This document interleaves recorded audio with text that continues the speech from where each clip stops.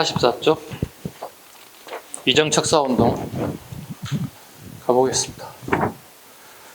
일단 단어가 익숙치 않죠, 그죠? 네, 이렇게 자르시면 돼요. 일단 위정, 정의로운 건 지킨다는 뜻입니다. 네. 정의로운 것은 지킬 있잖아요. 정의로운 건 지키자. 뭐가 정의로울까요? 조선시대 사대부들에게. 그렇지. 네, 정의로운 건 성리학이라고 보는 거예요, 얘들은. 척사, 사악한 것은 비춰가다는 거죠. 뭐가 사악한 거? 서양의 문물이겠죠. 서양의 사상과 문물들이겠죠. 그러니까 성리학의 모든 것은 비춰가다는 뜻이 되겠죠. 그죠? 성리학의 서양에 들어온 문물, 사상 다 비춰가다. 이게 이정척사운동입니다. 자, 이게 1860년대, 70, 80년대, 90년대 선생님이 이렇게 박스로 만들 되게 요약 정리를 잘 해놨어요. 네. 모든 선생님들 이런 식으로 다 정리를 해요. 저도 이렇게 정리를 합니다. 왜냐하면 한눈에 보이는 게 기억이 되게 오래 남을 수 있습니다. 60년대 갑니다. 통상 반대입니다. 서양의 애들이 우리에게 통상을 요구합니다. 즉 무역을 요구한다는 뜻입니다. 자, 이 무역 얘기할 때 항상 먼저 우리나라에 처음 통상을 요구한 시대가 언제죠? 1832년 순조 때 영국의 아모스 투어가 처음 들어옵니다.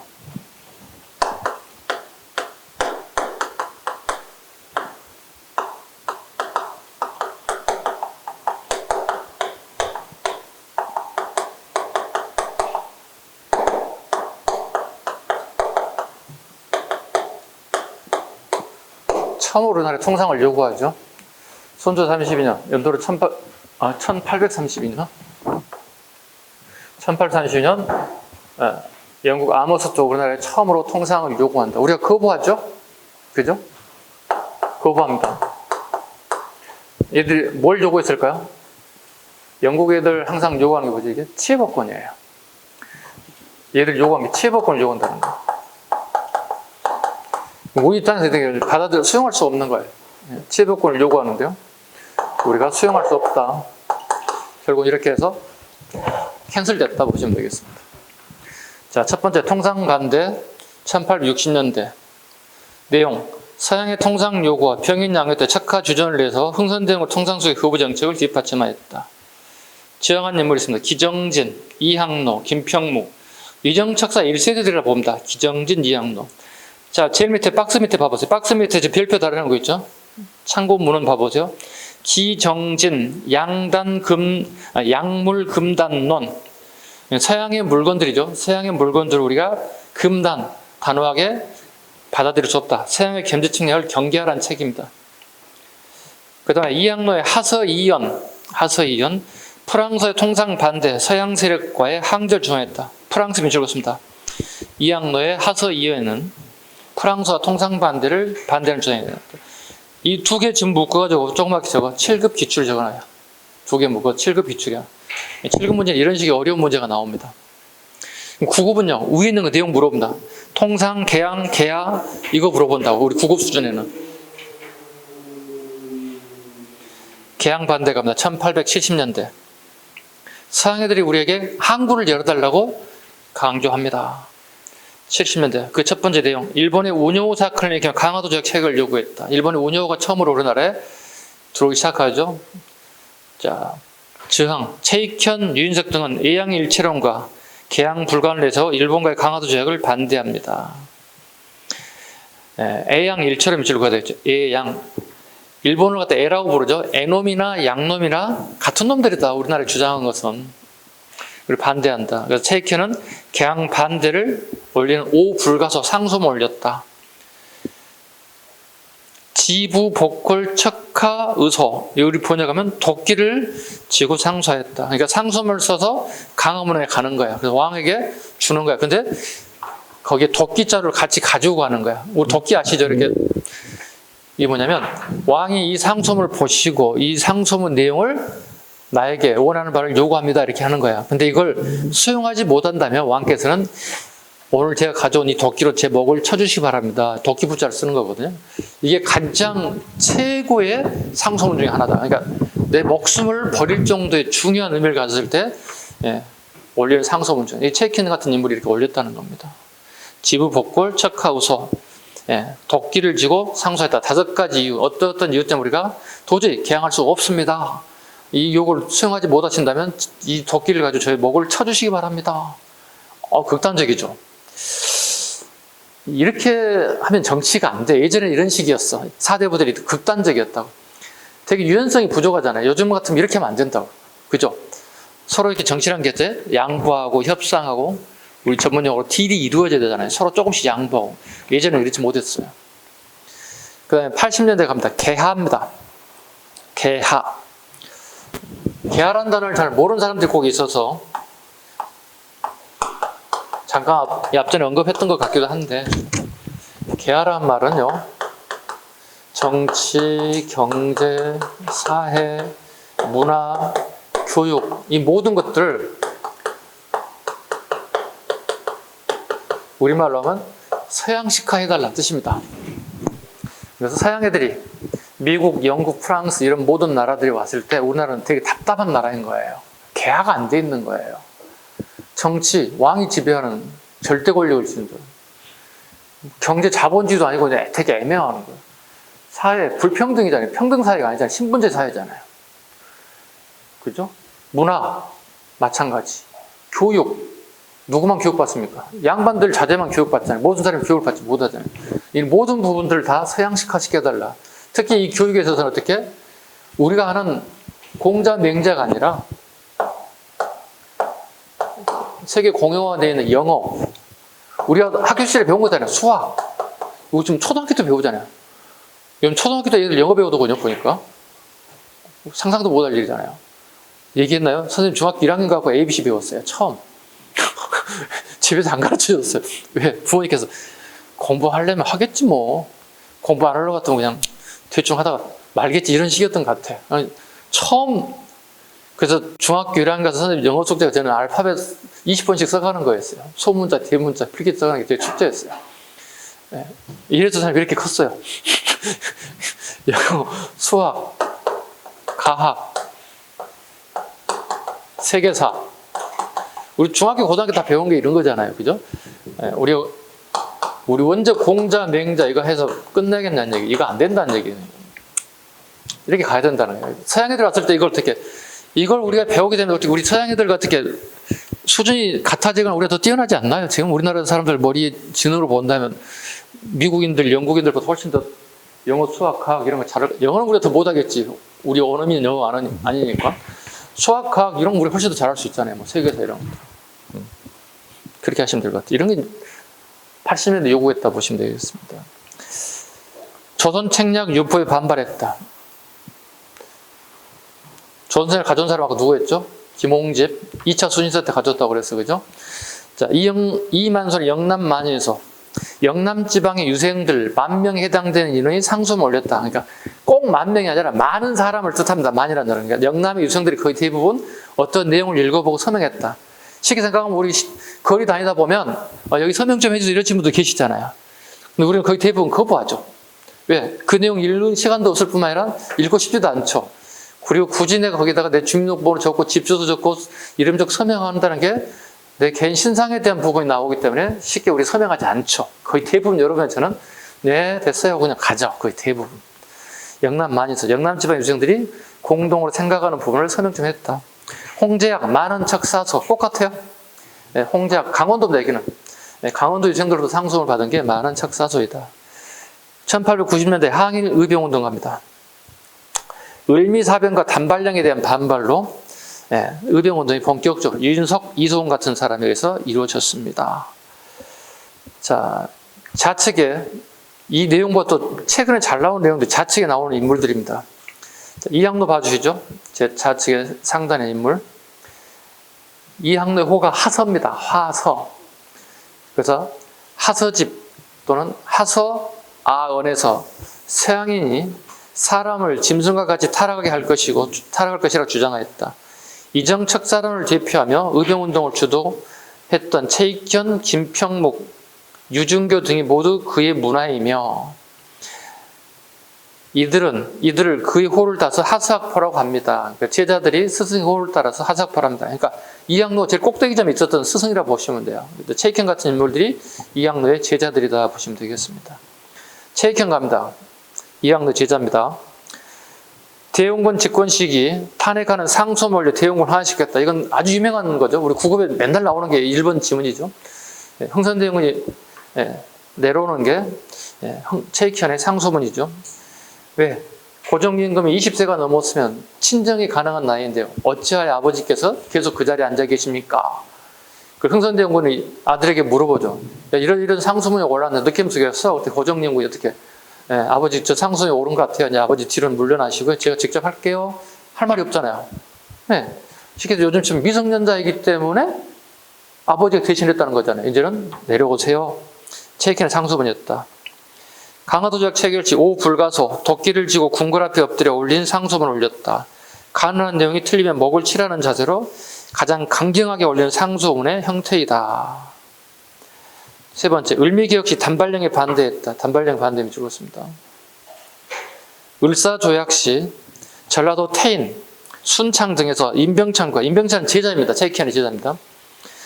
함께 의병을 일으켰으나 토벌군이 왔어요. 토벌군이 왔는데 조선군과 일본 연합군이 태인까지 내려오는 거야. 그래서 차마 일본군만 온다면 우리가 한번 싸워보겠는데 같은 민족이 동족 상전을 일으킬 수 없다. 그래서 싸울 수가 없다 해서 항복하고 말게 됐어요. 그 결과 일본 스시마에 끌려가게 됐고 여기 순국하게 됐다. 순국은 기록에 하면 주는 음식을 거부했어요. 단식을 통해서 목숨을 잃게 되었다. 일명 순국하게 되었다. 최익현에 대한 부분 그 개별적인 문제 되게 많이 나옵니다. 단독 문제도 많이 나오고 선택지문 되게 많이 나오는 인물이기 때문에 한번 쭉 봐주시라는 얘기입니다. 됐죠? 그 다음에 넘기지 마세요. 이만설 영남만인서 봅니다. 이만설 영남만인서 보시면 요건 여러분 읽으셔야 돼요. 너무 길어. 내 읽으면 너무 길어. 다음 페이지 사료 봅니다. 45쪽에 사료 한번 보겠습니다. 몇 가지만 볼게요. 영남만인서 봐야 돼서 결국. 중국은 우리가 신하로서 섬기는 바이며 자르시고 대략 한 청나라에 250년 동안 속국이었다는 뜻이야. 청나라에 250년 동안 속국이었고 일본은 우리에게 매여 있는 나라입니다. 미국은 우리가 본래 모르던 나라입니다. 생뚱맞은 나라는 처음 보는 나라는 뜻입니다. 러시아는 우리와 별로 혐이란 말 악의. 혐이란 말 같은 말로 악의. 악의가 없는 나라인데 어찌 이 나라를 멀리하라고 합니까? 이런 뜻입니다. 많은 책 사서 홍제약. 사람이 금수, 짐승이죠. 사람이 짐승과 다른 것은 오륜, 부자, 군신, 부부, 장유, 붕우와 오상, 인의, 예지, 신이 있기 때문입니다. 온 나라 사람이 입는 것이 모두 서양의 직물이고 쓰는 것이 서양의 물건이요 침 흘리는 것이 모두 서양의 기술이니 이렇고요. 이렇고서야 어찌 더불어 동화되지 않을 수 있겠습니까? 서양의 모든 사상 문물을 수용하기 어렵다는 것. 조선 책략의 성현 모독 부분에서 사대부들이 되게 반대하는 부분 중 하나였다. 야소교, 예수교는 천주교와 근원이 같으나 당파가 다르고 유교의 주자와 육상산이 있는 것과 같다. 그리고 그 종교의 근원이 사랑을 구원해 착해지도록 하는 데 있으나 우리 중국의 주공이나 공자의 도보다 어찌 몇만 배 낫지 않은가. 그 공자와 주자와 내용을 서양의 사상들이 동일시하고 있다는 거야. 그럼 우리 성리학을 공부하는 사람 입장에서 이걸 인정할 수 없다는 겁니다. 그래서 성현 모독이라는 뜻이다. 우리 공자, 맹자, 주자를 모독했다. 사대부들이 반대하는 겁니다. 그 다음에 하서집에 나온 이양로의 상소문. 서양 오랑캐의 하가 오늘날 이르서는 홍수나 맹수의 해로움보다 더 심합니다. 전하께서는 부지런히 힘쓰시고 애국의 사물에 대해서 견제하거나 흔들림을 경계하셔 안으로는 관들로 하여금 사학의 무리를 베게 하시고 밖으로는 자병을 하여금 바다를 건너온 척을 정벌케 하소서. 이양로의 상소문입니다. 최익현의 불가소 오불가소입니다. 빈출 적어야 돼. 앞에다 빈출, 오불가사는 빈출이야. 일본의 강요, 그들이 탐욕을 당연히 탐욕에 밑줄 그으시면 돼. 탐욕. 2번, 일본 상품은 수공업품을 무한하나 우리 상품을 유하는 것이므로 서로 그하면 우리는 황폐해질 것이다. 황폐에 밑줄 그었습니다. 세 번째, 일본은 실제로 양적이므로, 서양의 적과 같다는 뜻이에요. 양적이므로 사교의 서적이 들어와 인륜이 쇠퇴할 것이다. 사교에 밑줄 그었습니다. 그러니까 서양의 사악한 서적들이 우리의 정신력을 흐리게 할 것이다. 이런 뜻이죠. 4번, 일본인이 들어오면 재산을 탈취하고 부녀자들을 능욕할 것이다. 능욕할 것이다. 밑줄었습니다. 우리 욕보일 것이다. 우리 여성들을. 5번, 일본은 금수와 같으므로 인류가 금수와 같이 살 수 없다. 금수의 밑줄, 짐승이죠. 일본을 우리 짐승으로 본다는 뜻입니다. 이거 사료로 되게 많이 나온 빈출입니다. 이거 물어보면 체이켄에 대한 물어보는 거. 체이켄, 아까 얘기했던 앞에 지문이 있죠. 금수, 그러니까 체이켄 오 불가사를 통해서 체이켄의 역할을 갖다 선택지를 하나 물어볼 수 있다는 얘기예요. 요거 체이켄 오 불가사하고 44쪽에 나온 체이켄의 1, 2, 3, 4에 대한 내용을 같이 묶으시라고. 사료 던져주고 이 인물에 대한 얘기를 물어볼 수 있다. 네, 여기까지. 자, 좀 지우죠.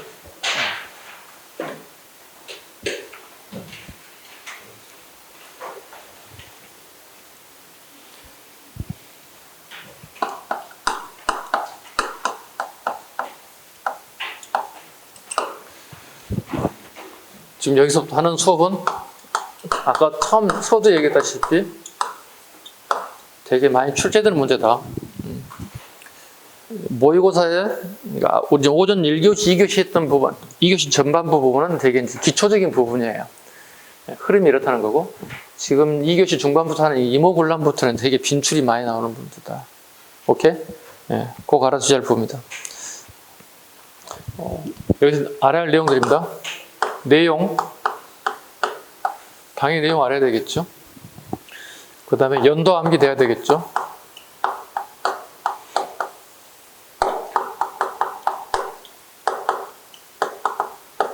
우리 공무원에 가장 많이 나오는 게 현재는 선후관계죠.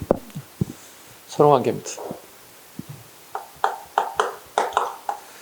여기에는 무슨 사료가 있는지 끊임없이 물어보겠죠. 네. 자, 이모군란에 관련된 부분 하나씩 보겠습니다. 따르시면 돼. 이모년에 군인들이 난을 피웠다는 뜻이죠. 네. 지금 이미 우리는 신식군대인 별규군과 구식군대가 같이 공존하는 시대입니다. 신식군대와 구식군대가 같이 공존하는 시대가 됐다. 근데 신식군대들의 거의 대부분이 장교들이 양반들 자제이고, 구식군대들은 그냥 양인 개병제, 일반 민들을 데려다가 군인으로 만들었던 세대들이더라. 자, 그런데 얘네들은 차이점이 되게 월급이 잘 나온다는 거야. 그런데 얘들은 1년 넘게 월급이 안 나온다는 거야. 대략 한 13개월, 1년 넘죠? 1년 이상을 갖다 월급 받지 못한다는 뜻이에요. 13개월이니까. 여기에 대한 불만이 되게 커질까 안 커질까? 커지겠지. 우리 속된 말로 우리 직장 생활에 월급이 안 나오면 어떻게 해요? 이거 말이 안 되는 거지. 아르바이트를 했는데 아르바이트 비용이 안 나온다. 이거 할 수가 없는 것들이죠. 불평, 불만이 커질 수밖에 없는 것들이죠. 예, 이거에 대한 출발점이 이겁니다. 그럼 도대체 누가 월급을 안 주는가? 왜 안 주는가가 궁금해지겠지, 이제. 그럼 봤더니 월급 안 주는 건 결국은 민비 세력들이 현재 권력을 쥐고 있다는 거예요. 민비 세력이 권력을 쥐고 있는데 얘들이 부정부패하게 되면서 국가 예산이 탕진되게 됩니다. 군인들에게 나가야 할 월급이 지급되지 않는 이유가 민비더라는 거지. 결국 그래서 99인들이 어떻게 해요? 난을 일으켰다. 99인들이 난을 일으키게 됐다. 그래서 99인들이 어떻게 해? 궁궐에 난입하게 되죠. 누구를 잡겠다고? 민비를 잡아서 해결하겠다. 그래서 창덕궁의 문을 넘어갑니다. 창덕궁의 정문이 도나문이거든요. 네.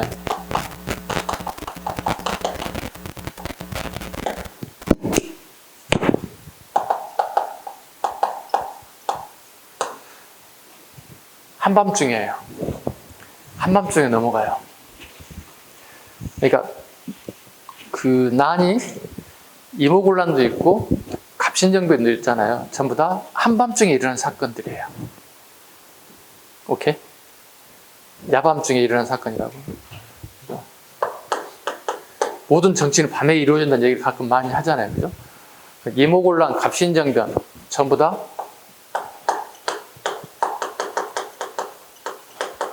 캄캄한 밤에 이루어졌다는 거예요. 좋지 않아요? 군대를 이동하기 좋잖아요. 남의 눈에 띄지 않잖아요. 네. 고종임금이 이걸 다 겪었을 거 아니야. 이모곤란도 겪고 갑신정변도 다 겪었잖아요. 그래서 훗날 고종임금이 토마스 에디슨이 처음으로 우리가 전등을 발견하잖아요. 그래서 우리나라에 동양에서 제일 먼저 전등이 처음으로 우리나라에 유입되는 계획이죠. 왜? 고종임금은 밤이 무서웠던 인물이야. 그래서 야간에 전등을 갖다가 환하게 비춰서 그런 두려움을 좀 없애려고 하는 목적도 하나가 동양에 제일 먼저 에디슨이 발견한 전등을 처음 우리나라에 유입한 케이스이기도 하다. 이렇게 연관 지으면 돼. 이렇게 이제 공부하는 거야. 단순하게 우리나라에 동양에 최초로 전등이 들어왔어. 이런 전등이 처음 들어왔다. 이런 게. 네? 네. 그래서 고종의 어떤 그 두려움, 저녁에 대한 두려움, 이런 원인도 하나가 포함된다 보시면 되겠습니다. 자, 이모곤란에 대한 얘기 한 번씩 보겠습니다. 보시면 배경 나오고 전개 나오는데 한번 보겠습니다. 실은 배경, 전개 이건 거의 시험에 안 나와요. 솔직히 얘기하면. 대신에 결과만 시험에 나옵니다. 꼭 잡아볼까요? 양가로 1번, 2번 예, 두 개를 묶어봐. 별로 안 나온다고 적으시고 결과치만 별표 5개 하면 돼요. 작년에도 나오고 올해도 나왔으니까요. 매년 나오는 게 결과만 나옵니다. 네. 일단 보겠습니다. 배경이 뭔지 보겠습니다. 빨리 치고 넘어가면 됩니다. 기억본, 개항 이후에 곡물 유출로 쌀 가격이 폭등, 일본인과 부패한 민씨에 대한 도시 하층민이 불만이 고조됐다. 네, 쌀값하고 민씨만 밑줄 보면 돼요. 쌀값 폭등하고 민씨의 불만이죠. 권력을 잡았던 민비 세력들이 부패한다는 거죠. 두 번째, 구식군인 차별가입니다. 군인 상당수의 실직과 신식 군인 별기군 우대하고 구식군인을 차별되어 있다. 별기군 밑줄 그으시고 차별되어 밑줄 보면 돼요. 이미 설명드렸죠. 1년 이상 구식군인들 얼굴 받지 못했다는 불만이 커지지 뭐 당연히. 전개갑니다. 구식군인들은 대웅군에게 도움을 청하였고 대웅군 밑줄 보시고 선해청 창고인 도봉소를 습격하여 도봉소 밑줄 긋습니다. 도봉소는 쌀을 보관하는 창고인데요. 이 공무원 월급을, 군인들의 월급을 주는 장소이기도 했습니다. 도봉소를 파괴했다. 일명 이걸 이모곤란 다른 말로 도봉소 사건이라는 표현을 써요.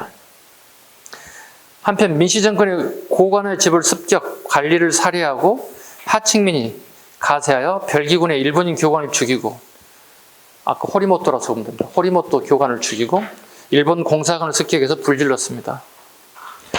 이게 도봉소란 쌀 창고가 이렇게 있었겠죠.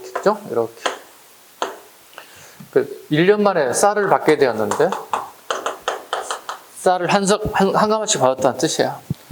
거기에 2분의 1이 쌀이고 2분의 1이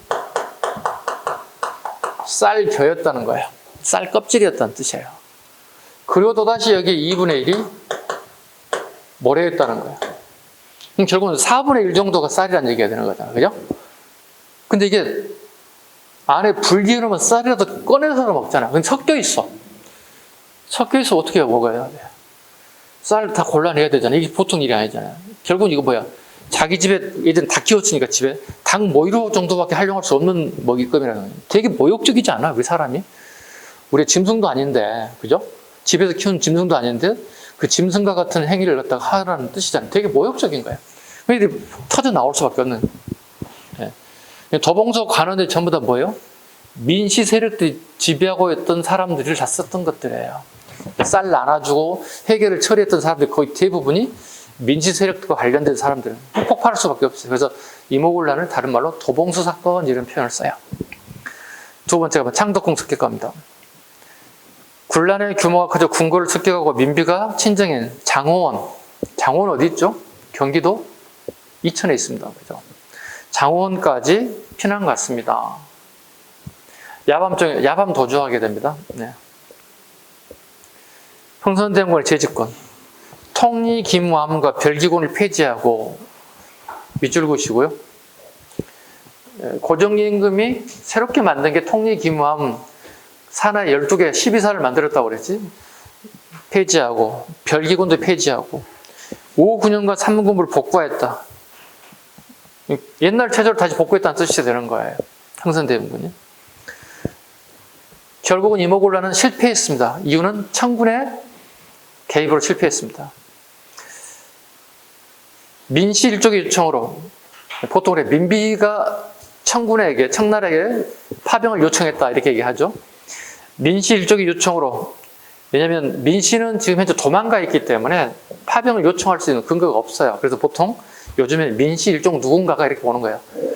민씨 일족 요청으로 청군이 조선에 출병하였으며 이모곤란을 진압하고 밑줄 그었습니다. 이모곤란을 진압한 사람은 청군입니다. 흥선대원군을 청으로 압송했습니다. 자, 흥선대원군이 이제 권력을 잡았잖아요. 근데 청나라 입장에서는 불편해요.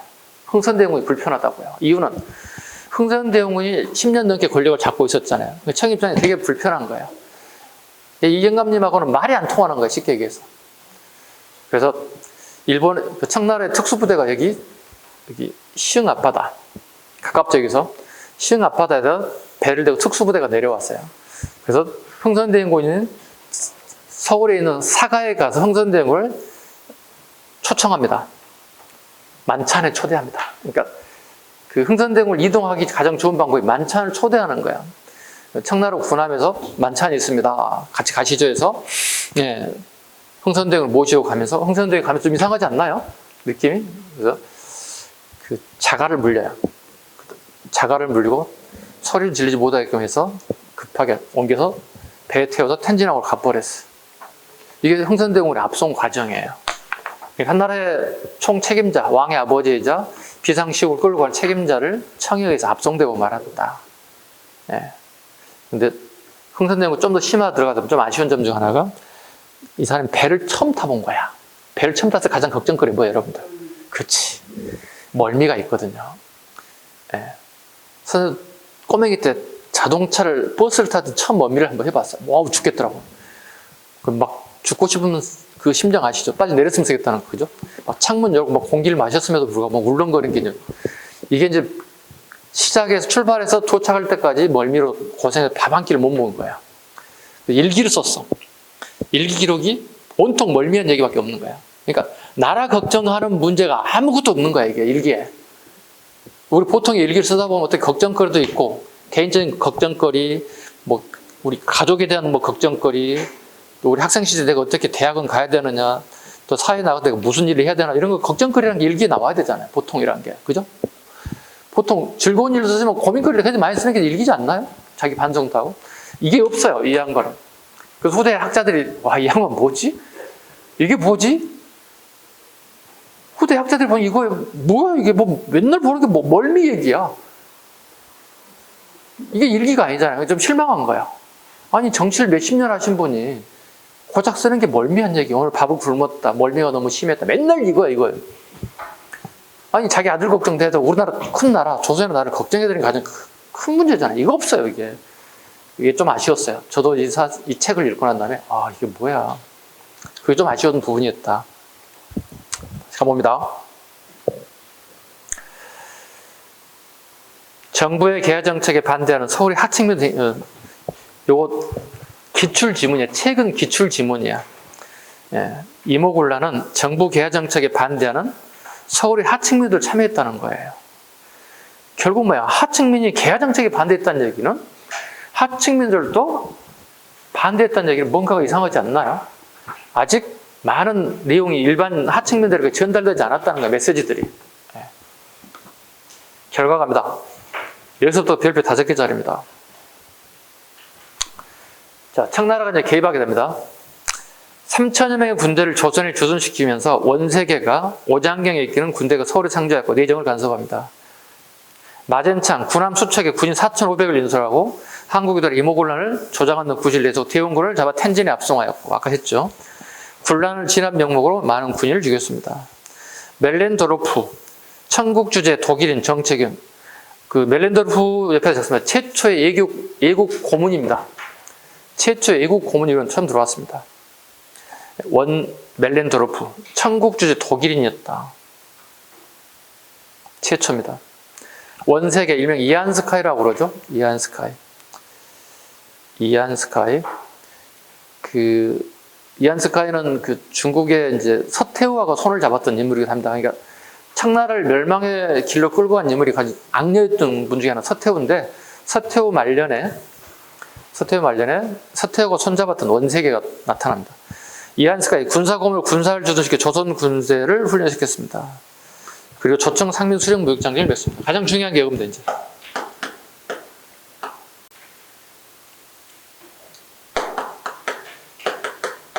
조청 상민 수륙 무역,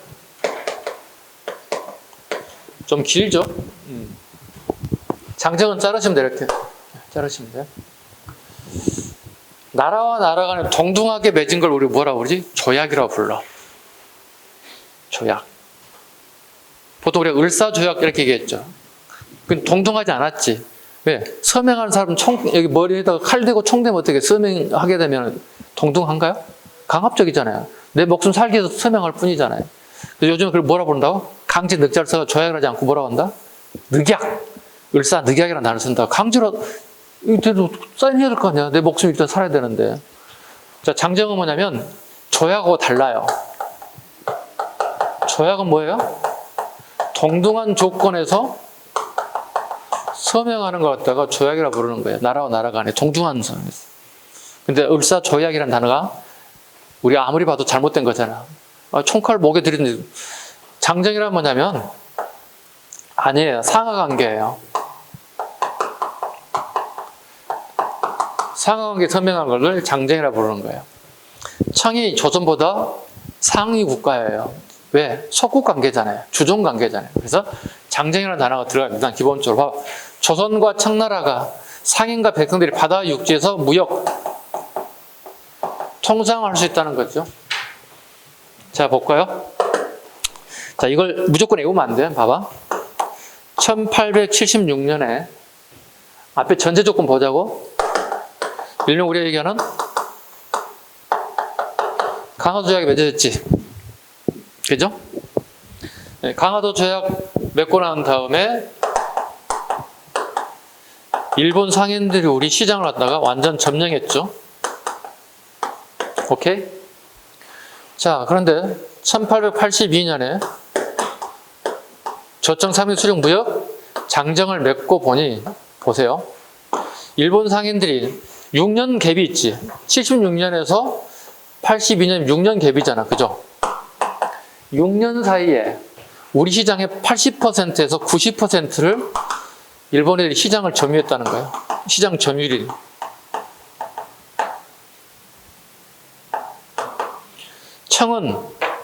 청나라는 우리나라의 250여 년을 갖다가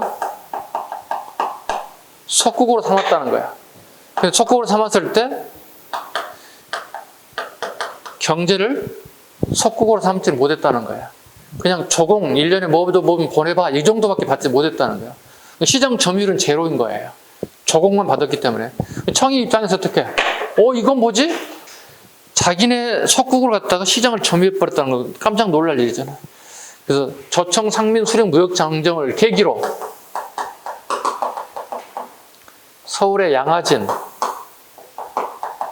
마포 쪽에 있는 거, 양화대교 밑에 양화진과 전국의 장시를 청나라 애들이 영업이 시작됐어요. 비단도 팔고 못도 팔고 청의 문물들이 와서 우리 시장을 점유하기 시작한다고.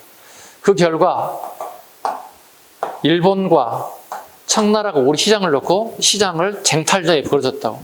결과갑니다. 결과 일본이 6대4 또는 55대 45% 시장 점유율을 보다. 학자에 따라 다르기 때문에 이렇게 얘기합니다. 어떤 학자는 일본 60%, 청이 40%, 어떤 학자는 55%, 청이 45%. 그건 수능에도 나오고 재작년 공무원에도 기출문제이기도 합니다. 뭘 물어볼까요? 이렇게 물어보겠지. 조청 상민 수령 무역 장정 결과 청이 일본보다 시장 점유율이 앞서게 되었다. 이런 지문을 만들게 되면 옳은 지문인가 틀린 지문인가요? 틀린 지문이지. 아직까지도 누가 더 많아졌다? 청보다 일본이 훨씬 더 시장 점유율이 높았다는 사실. 별거 아니잖아요. 그죠? 외우는 내용 아니라는 뜻이야. 조청 상민 수령 무역 장정이 왜 중요한지. 그럼 요걸 잡으면 되는 거야. 요거 달랑 외우면 안 돼. 요거 잡으시라고. 요거만 가장 중요한 거잖아. 네. 속국 관계에서 이익을 보지 못한 관계에서 갑자기 일본 애들이 들어오게 되면서 이익을 다 가져갔다는 거예요. 시장 점유율 뺏겼다는 거죠. 그래서 청이 나서게 돼서 시장 점유율이 되게 많이 만회되었다.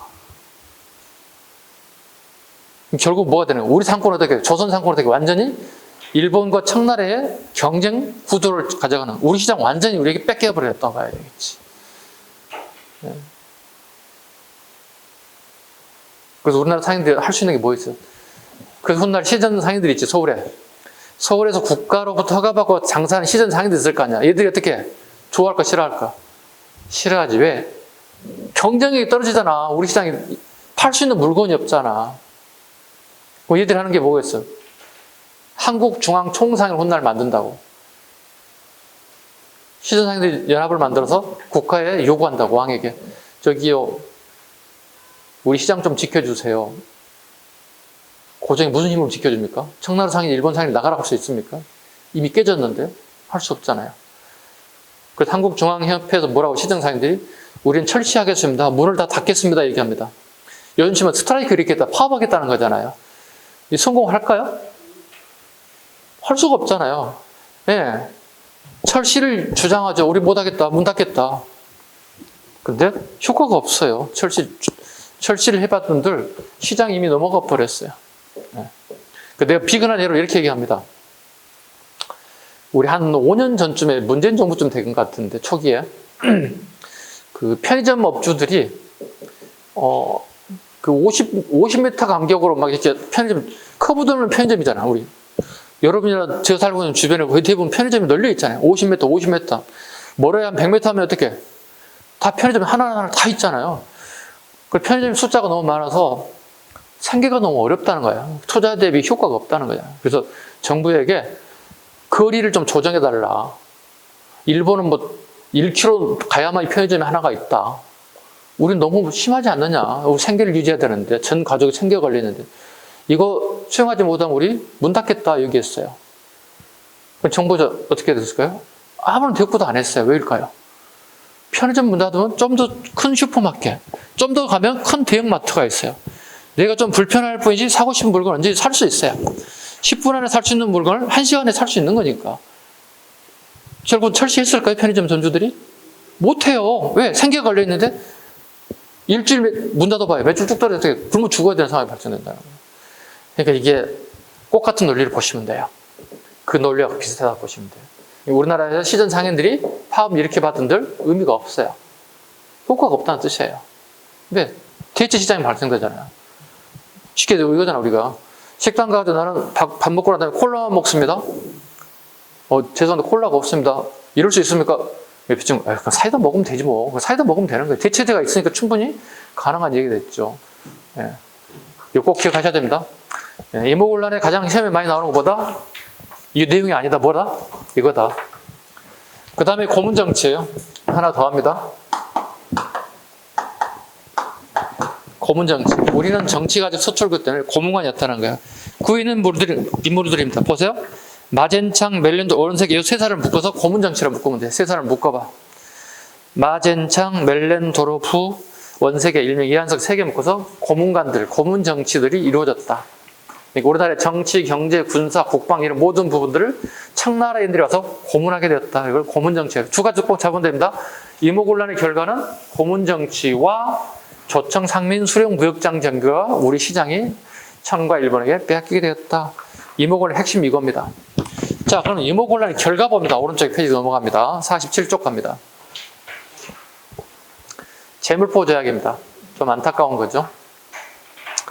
뭐 여러분이 살고 있는 곳에도 맺은 제약이에요. 제물포 제약이에요. 여러분이 살고 있는 인천 지역은 뭐 정치적인 뭐 히어로 바람이 이 시기에 계약에 히어로 바람이 쳤던 일본지입니다. 강화도, 제물포 항상. 일본이 끝나고 돌아갈 때까지 여기는 거의 일본애들 아성이라고 보시면 돼요. 특히 경제적, 정치적 아성이라고 보시면 돼요. 자, 일본인 공사관 피습과 소실, 일본인 피살 등을 구실로 배상금 지불을 요구. 공사관의 일본 경비용의 주둔을 인정한, 요거 별표 갑니다. 별표 한 3개 갑니다. 최초로 일본 군대가 상주하게 된 게 제물포 제약입니다. 그래서 제가 이렇게 살짝 암기를 해드릴게요. 어차피 많은 분량을 하다 보면 이 부분은 암기가 좀 필요하거든요. 그래서 이렇게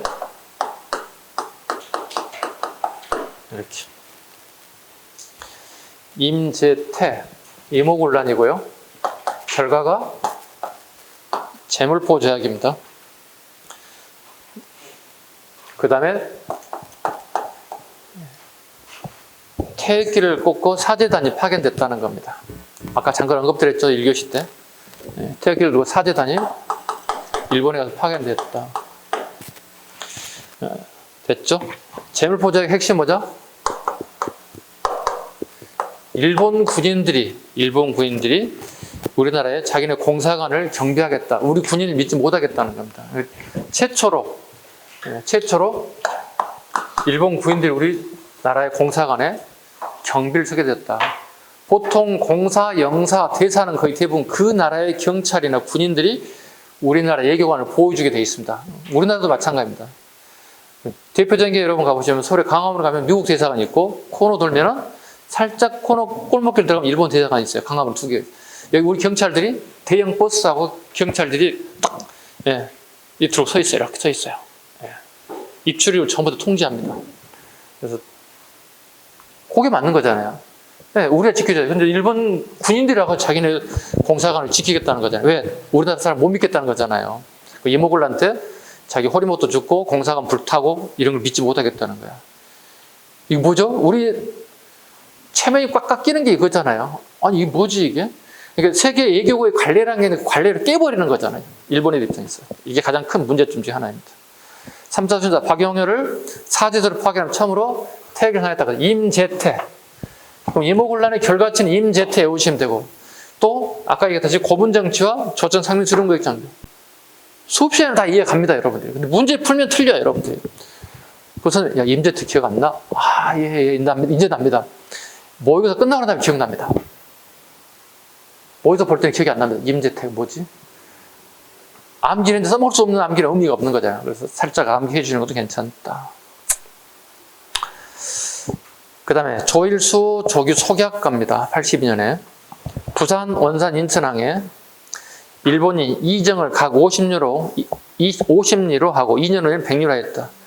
속약이면 적었습니다. 조일수 조규 속약. 부산 원산 인천항에 일본인 이정을 50리로.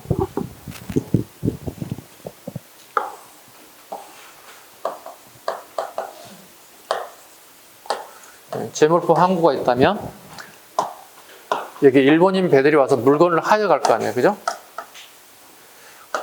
여기서 여기까지가 심리 4km를 맺은 게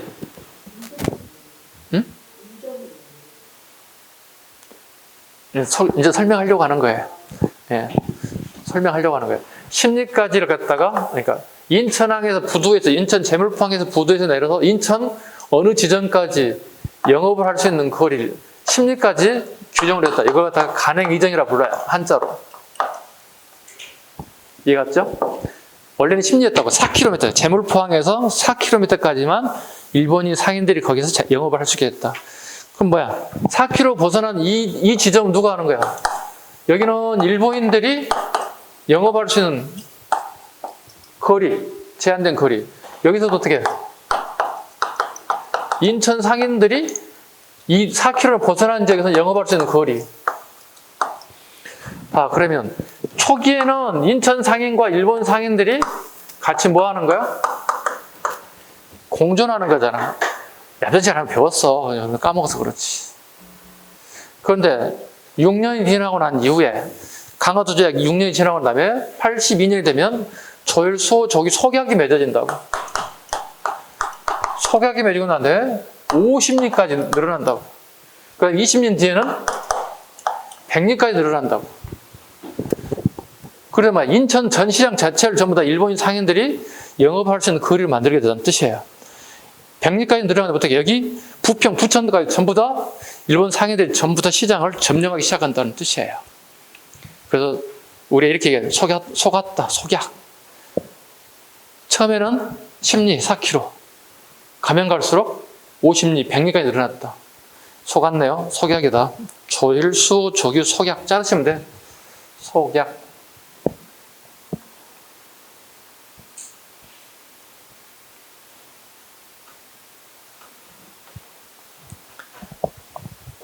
그 다음에 사료 보겠습니다. 속약 여러분이 봐주시고 저청 상비 수령 모든 여러분이 봐주시면 돼요. 이렇게 해서 이모골라는 마무리하겠습니다.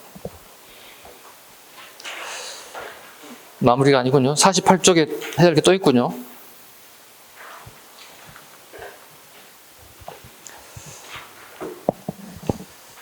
계합파의 분화가 갈까요? 좀 지울까요?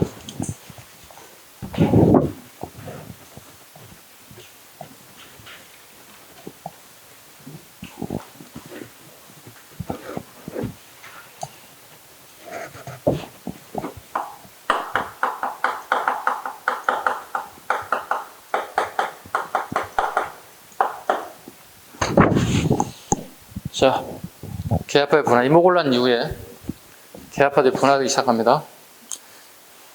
분화. 첫 번째, 온건 계합파. 동도 서기련의 점진적 개혁 추진, 양무운동. 대표님을 김홍집, 김윤식, 동도 서기련 밑줄 그으시고, 양무운동 밑줄 그으시고. 그 봐요, 이것은 원공 개혁은 뭐예요? 점진적 개혁했다는 뜻이에요. 점진적 개혁. 즉 청해 양무운동, 청해 동도 서기련을 갖다가 수용하겠다. 대신에 급진 개혁파 갑니다. 김옥균, 박영효, 서광범, 홍영식 적극적 개혁, 즉 메이지 유신을 갖다가 수용하겠다. 예.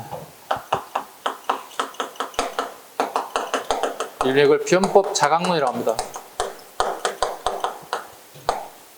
변법 자강론이라고 하죠.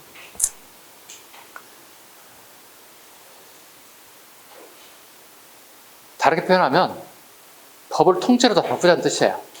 기존의 법 법 가지고는 안 되겠다는 뜻이에요. 기존의 법을 다 바꿔서 새로운 법을 만들어서 스스로 강해지는 법을 만들겠다. 즉 법치주의와 관련됐다 보시면 됩니다. 변법 자강론. 우리나라 같은 나라가 현재 21세기 법치국가죠. 법에 의해서 통치되고 있죠. 그죠? 우리가 뭐 남의 물을 훔친다, 누굴 지나간 행위를 구타했다. 전부 다 법에 의해서 통제받죠. 예. 서로, 누군가 나를 지나간 사람인데 때렸어. 그럼 어떻게, 같이 때리게 되면 어떻게, 둘 다 처벌받습니다. 이게 법치국가입니다. 예. 쌍방폭행으로 전부 다 구속되는 것들이죠. 법치국가를 만들겠다는 거죠. 전부 다 메이지 유신의 영향을 받게 되었다. 대립, 민실족 중심의 온건 계합파, 일명 4대당이라고 하고요. 김옥균 중심 계합파, 일명 독립당 간의 대립이 분열이 심화되기 시작했다. 재물포 조약.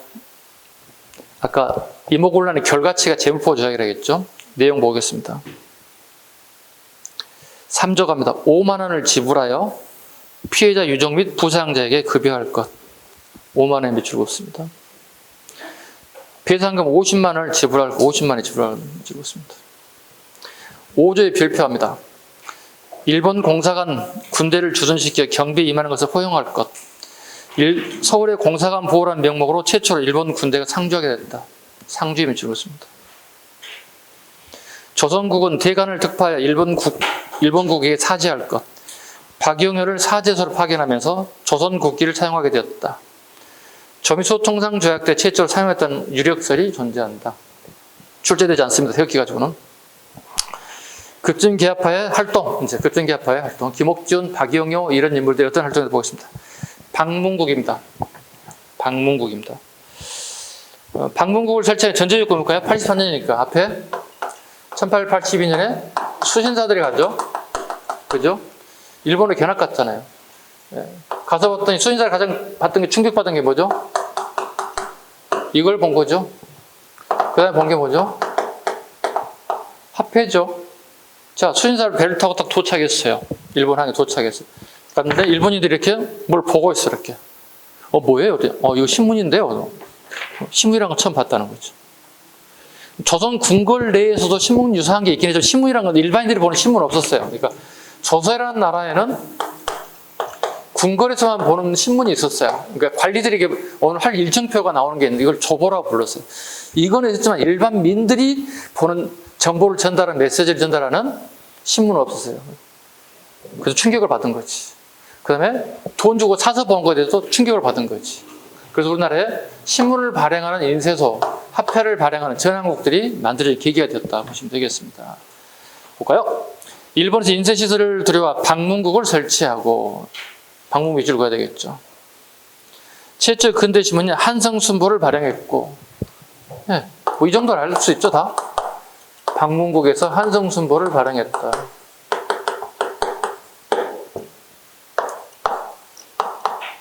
한자 적어요.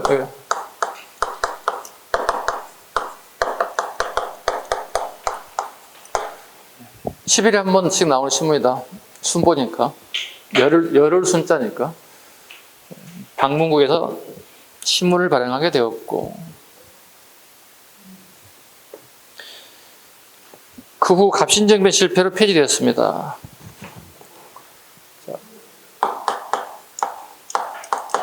84년 갑신정변으로 인쇄기가 파괴돼서 결과적으로 신문을 더 이상 만들 수 없다는 뜻입니다. 갑신정변 때 일본에서 수입해온 인쇄기가 파손되고 말았어요. 85년 통리교섭 통상화문의 건의에 따라서 광인사로 옮겨 한성순보의 후신 한성주보를 속간하겠다.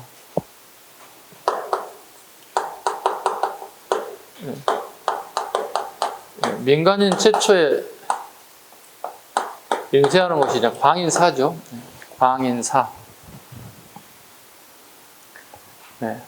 선생님 집에 가는 상가가 있는데 복사집인데 광인사예요. 자주 수업 시간에 써먹습니다. 처음 봤을 때 깜짝 놀랐습니다. 이분이 공부를 되게 많이 하신 분인가 보다, 사장님께서. 광인사라는 복사집을 이용하고 계셨어요. 광인사로 함교 한성순보의 후신 한성주보를 속간했다. 한성주보. 여기 순보는 10일에 한 번 나오는 거. 뭐야? 주보니까 어떻게? 네. 일주일에 한 번씩 나오는 신문이 되겠죠. 요즘은 일간지가 대부분이겠죠. 그죠? 일간지.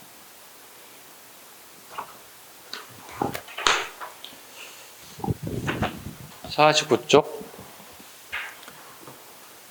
우정총국 설치. 보빙사로 파견됐던 홍영식은 미국 우편시설에 관심을 가지고 정부에 건의하여 고정에 이를 수행할 근대 우편 설치하겠다. 우정국 설치. 결국 우정국 설치한 날 당일날 무슨 일이 발생됐어? 갑신 정변이 발생하게 됐습니다. 네, 갑신 정변이 발생하게 됐습니다. 일본 차관 도입 실패. 원건 개합화와 거점 개합화의 가장 큰 문제가 재정 문제였습니다. 이 재정 문제가 가장 큰 문제로 대두되었고 두 양 파 간의 대립이 극에 다를 정도였습니다. 봅니다. 김옥균은 정부의 재정난과 근대 개혁에 필요한 자금을 두고 친정파인 멜렌도르프와 민시셀에게 당호전을 발행을 비판하면서 일본에서 차관을 300만 원을 도입할 것을 주장하였으나 일본 정부 비협조 실패, 이로 인해 급진기합표는 입지가 축소됐습니다. 당호전 밑줄 긋습니다. 네, 당호전이 83년에 발행되죠. 이거 민시 세력들이 발행한 거 꼭 기억하셔야 됩니다. 일반 우리 상평통보 백동화의 5배의 화폐라는 뜻이죠. 고액의 화폐가 된 거죠. 그러니까 고액의 화폐가 발행되는 당호전을 발행하게 되면 어떻게 인플레이션이 심화되는 거야. 돈의 가치가 떨어지고 물건의 가격이 비싸졌다는 얘기죠. 인플레이션 현상이 극에 달하게 됐다는 거예요. 돈의 가치가 후뚝 떨어져 버린 거예요. 당호전을 발행하게 되면서. 꼭 기억하셔야 돼.